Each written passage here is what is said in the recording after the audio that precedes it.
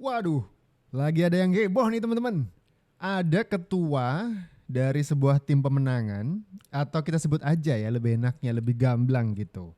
Ketua TPN, Tim Pemenang Nasional dari kubu 03. Ada Arsyad Rashid yang katanya mendukung program-program dari Prabowo. Waduh, sudah banting setir ini kayaknya ya.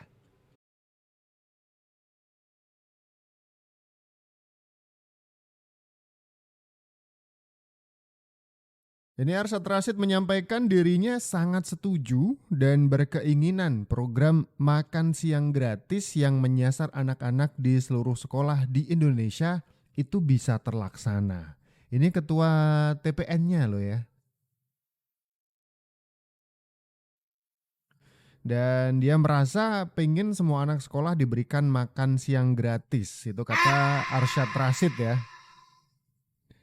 Karena kubu 03 itu termasuk kubu yang paling vokal terhadap program-program dari Pak Prabowo dan juga Gibran Rakabuming Raka kemarin pas waktu debat capres. Ini justru sekarang ketika sudah kalah, ini ketua pemenangannya justru mendukung program lawannya gitu ya. Ya makin inilah, makin kemudian terbuka bahwa kalah pun tidak harus mencak-mencak sampai sekarang ya. Karena memang yang kalah itu tetap jadi bangsa Indonesia, sudah terpilih pemimpinnya, ya walaupun kalah kita dukung siapa yang menang kan gitu. Jangan kemudian jadi orang yang selalu menjegal kebijakan-kebijakan baik. Ya kan? Sepertinya rekonsiliasi nasional setelah Pilpres 2024 akan segera terwujud. Hmm. Dan itu dimulai di Jakarta lewat pasangan Anies Baswedan dan Kaisang Pangarep yang akan bertarung di Pilgub Jakarta tahun 2024 ini. Kaisang telah memberikan sinyal bahwa jika dia maju di Pilgub Jakarta, maka dia ingin menjadi wakilnya Anies.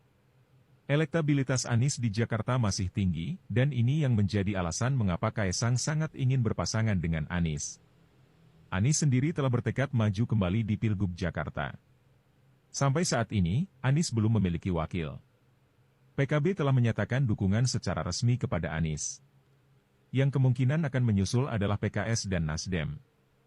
Jika pasangan Anies dan Kaisang ini betul-betul maju, maka Partai Politik Koalisi Indonesia Maju kemungkinan besar akan melabuhkan dukungan. Partai yang tersisa adalah PDI Perjuangan. Tinggal ini nih. Apakah PDI Perjuangan akan ditinggal sendirian di Pilgub Jakarta? Silahkan berikan pendapat di kolom komentar. Jadi kalau misalkan Kaisang benar dipasangkan dengan Anies Baswedan, bisa dipastikan koalisi Indonesia Maju juga akan ngumpul ke sana kan gitu. Walaupun beberapa hari yang lalu Gerindra sudah menyatakan diri mendukung Ridwan Kamil termasuk Golkar, tapi kemudian ketika ada Kaisang masuk kayaknya bakal merubah situasi gitu. Nah, kalau misalkan benar berubah situasinya dengan munculnya nama Kaisang yang benar-benar akan maju di Pilgub nanti dan kemungkinan berpasangan dengan Anies, Kaisang sendiri sudah mengatakan itu ya kan, pengen berpasangan dengan Anies Baswedan. Itu yang menarik adalah kita bisa nebak-nebak nih, kira-kira sikap PDIP nanti bagaimana.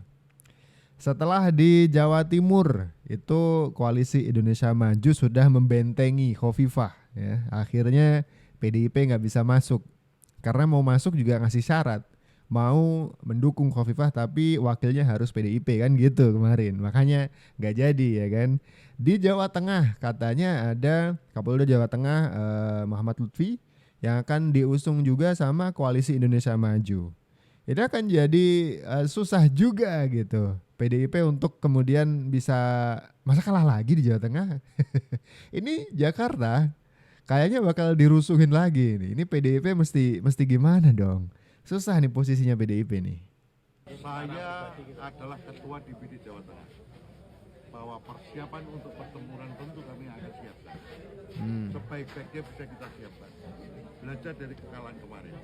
Gitu, ya. Termasuk untuk Pak Fatul sendiri mempersiapkan untuk gubernur gitu misalnya. Oh, saya tidak berpikir ke sana. Berpikir itu seharusnya sebagai ketua partai. Tentu kami sudah bicara juga dengan kawan-kawan itu. Saya begitu kalah saya muter ke seluruh presiden kok kita diskusikan. Oke. Bahwa soal siapa yang akan direkom tinggal tergantung tanda tangan ketua umum. Ketua umum mereka misalnya itu yang dikasih rekom adalah Petro, Bambang Pacul akan tempur untuk Petro. Untuk Gareng, Bambang Pacul akan tempur untuk Gareng. Kan gitu. Saya tegak lurus. Biasanya keluar bulan apa? Pacul itu kan Itu yang tahu Ibu Ketua Umum. tapi untuk kabupaten kota ini strategi Jateng beberapa Pacul kan kemarin juga Pilpres kan ya lumayan tantangannya begitu. Saya tahu bahwa pertempurannya akan berat, saya tahu. Tetap Berat. di Korea itu tidak ada kata menyerah. Pertempuran akan dilaksanakan. Pertempuran sebaik-baiknya akan kita tempuh. Kita akan bertemu. Jadi apakah Pak Bambang Pacul akan surrender? Oh, tidak ada surrender.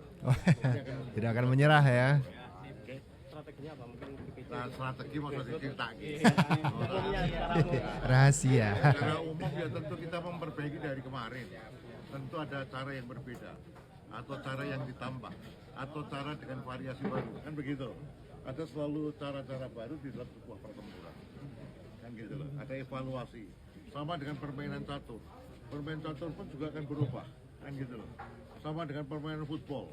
Football pun ada Richard Mitchell menyatakan pakai total football. Kemudian ada yang memakai Catenaccio, ada yang pakai sepak bola gaya Brasil, samba. Oke, jadi ini adalah pertempuran di lapangan, itu adalah pertempuran strategi. Kata kuncinya adalah siapkan sebaik-baiknya. Kalau kau bisa patahkan rencana musuh, patahkan strategi musuh, strategi lawanmu bertanding kau patahin, begitu. Itu kata kuncinya, gitu. Itu gampang dikatakan, pelaksanaannya ya kita.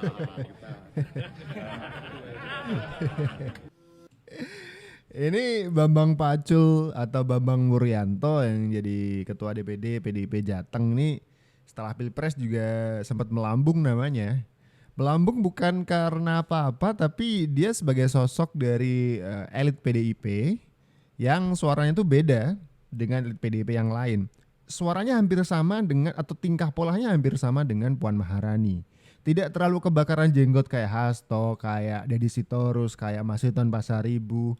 Ya kan, dia lebih kalem, bahkan beberapa kali tuh memuji lawannya. Pak Jokowi orang baik kok dilawan, kan itu Bambang Pacul yang mengatakan itu.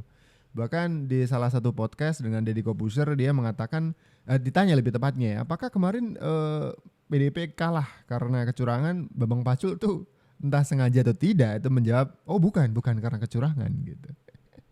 Tapi kemudian sekarang kan itu masa lalu ya, sekarang menyongsong pilkada.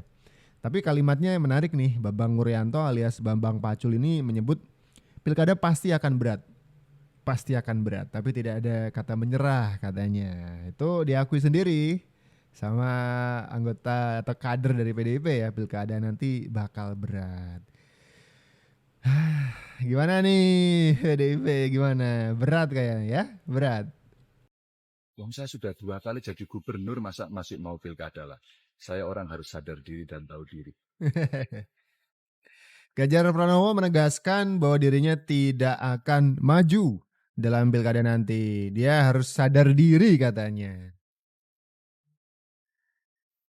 Karena sudah 2 kali ya jadi gubernur Jawa Tengah. Begitu. Kalau Pak Ganjar sendiri pilkada enggak Kenapa? tertarik lagi, Pak? Wong saya sudah 2 kali jadi gubernur, masa masih mau pilkada lah. Saya orang harus sadar diri dan tahu diri. Terima kasih Pak Ganjar. Assalamualaikum warahmatullahi wabarakatuh. Untuk bisa membantu daerah atau kawan-kawan yang mau maju pilkada. Karena dulu mereka sudah membantu saya, sekarang kami yang harus bantu mereka. Rp2.092. Hari ini kayaknya iya, karena banyak kawan-kawan yang datang ke rumah dari berbagai tempat seluruh Indonesia. Di titik di Indonesia main ke Sleman, ngobrol, lalu ke Jakarta juga ketemu. Ya. Setiap saya kunjungan ke daerah, mereka juga komunikasi, ya berbagi pengalaman, agar bisa mendapat yang terbaik. Kan tidak hanya sekedar proses menang, tapi kalau sudah menang, bagaimana kita melayani masyarakat, berintegritas, tidak korupsi, itu yang menjadi persoalan yang harus dituntut masyarakat. Loh. Gitu. Ini kalau untuk setelah pilkada nanti, Kenapa? setelah pilkada mungkin kegiatannya seperti apa nanti, Pak? Oh, banyak. Biasa kader partai, pasti di partai, kegiatan sosial banyak, masyarakat banyak. Kemarin juga banyak kawan-kawan yang mengajak ke kegiatan lingkungan lah, problem anak, pendidikan, kesehatan. Bahkan ada yang ngomong, Pak Ganjar kita dorong yuk keluarga miskin yang tidak mampu tetap bisa punya akses pendidikan. Kita yang bantu melalui cara komunitas kita. Itu contoh-contoh yang kemarin disampaikan dan saya sepakat. Ya. Ingin nanti aktif lagi di lapak Ganjar gitu Pak. Oh sudah aktif kalau itu. Tuh statementnya dari Ganjar Pranowo, mantan calon presiden kubu 03 begitu yang diusung oleh PDIP. Ganjar sebagai kader PDIP di pilkada kali ini mengatakan bahwa dia tidak akan ikut pilkada, justru sebaliknya dia akan mendorong dan menjadi jurkam dari kader-kader PDIP yang maju pilkada. Kata Ganjar tadi, kemarin tuh pas pilpres sudah dibantu banyak sama kader-kader PDIP seluruh Indonesia. Nah maka sekarang waktunya Ganjar untuk bisa balas budi lah istilahnya ya. Di pilkada kali ini dia jadi jurkam dari kader-kader PDIP yang maju di pilkada begitu. Tapi kalimatnya lucu ya. Sadar diri dan tahu diri. Ini ada yang komentar nih. Ali Yanti Yang 16% harus sadar ya. Sakit itu. Jangan gitu ya. Oke, next. Kalau kita ngomongin soal PDIP, tadi juga sudah kita bahas soal Anies yang kemungkinan juga tertarik untuk berpasangan dengan Kaesang. Kira-kira bakal ditinggal sendirian ini PDIP gimana dong di pilkada nanti, khususnya pilkada DKJ ya, daerah khusus Jakarta. Tapi kalau misalkan kita ngomongin soal Anies dan Kaesang yang benar-benar bersatu di DKJ, ini akan jadi rekonsiliasi karena di Pilpres kemarin tuh kubu 01 dan 02 itu juga gesekannya minta ampun gitu ya. Kalau misalkan bisa bersatu, ini orang-orang haters antar kedua kubu ini bisa bersatu ya kan, karena calon mereka itu jadi satu gitu. Kaesang mewakili kubu Jokowi, Prabowo dan juga Gibran. Anies ya mewakili dirinya sendiri yang kalah di Pilpres di 01 kemarin kan begitu. Lihat PKB dengan PSI apa yang bisa disamakan demi kelancaran pengusungan Anies Kaesang di Jakarta? Mungkin yang bisa disamakan gini, kalau memang ini sampai terjadi, berarti kan proses rekonsiliasi itu terjadi ya. Dan ini berarti ada usaha untuk menyatukan dua kutub yang begitu jauh berbeda untuk kepentingan masyarakat. Dan saya rasa PKB dan PS itu punya benang merah juga ya, karena PKB adalah salah satu partai yang mengusung keberagaman, meskipun PKB adalah kita kenal sebagai partai Islam, tapi partai yang sangat mengusung keberagaman. Demikian juga dengan PSI. Dan yang penting jangan ada lagi polarisasi seperti misalnya ketika zaman Pak Anies melawan Pak Basuki Cahayapurnama. Saya harap itu bisa menjadi pelajaran untuk semua tokoh-tokoh masyarakat. Marilah menjadi negarawan. Sudah bukan waktunya untuk kita membentur-benturkan perbedaan, tetapi justru perbedaan itu harusnya justru jadi kekuatan untuk orang Indonesia, termasuk untuk pilkada DKI nanti. Oke, itu dia ya. Ya intinya kalau misalkan benar-benar terjadi, PSI mendukung karena rekonsiliasi itu terjadi. Walaupun ini DKJ, daerah khusus Jakarta, tapi mata memandang ke Jakarta gitu. Seperti yang sering kita ucapkan juga nih. Jakarta memang bukan Indonesia, tapi semua mata memandang pilkada Jakarta. Ibaratnya tuh miniatur pilkadanya Indonesia lah gitu. Kalau benar-benar ada rekonsiliasi kan rasa rekonsiliasi itu adalah rasa rekonsiliasi nasional begitu. Tadi saya nyebut PDIP ya yang bakal ditinggal sama teman-temannya, nggak ditemenin gitu. Satu lagi nih saya nyebut partai yang mungkin lagi linglung juga karena calon yang berkali-kali di berbagai kontestasi mereka usung kayaknya sudah nggak terlalu cinta lagi gitu. Adalah PKS. PKS yang sama Anies kayaknya dicampakkan kali ini, bukan dalam arti gimana-gimana, tapi Anies sudah tidak lagi butuh PKS. Terbukti. Ini Anies datang ke PKB setelah PKB mendeklarasikan diri mengusung Anies ya kan. Sudah fit and proper test di PKB juga ya. PKS kok nggak buru-buru ngambil langkah gimana nih? Tapi saya dengar-dengar, saya baca beberapa kabar di apa istilahnya kanal berita nasional juga. PKS tuh sudah datang ke PSI.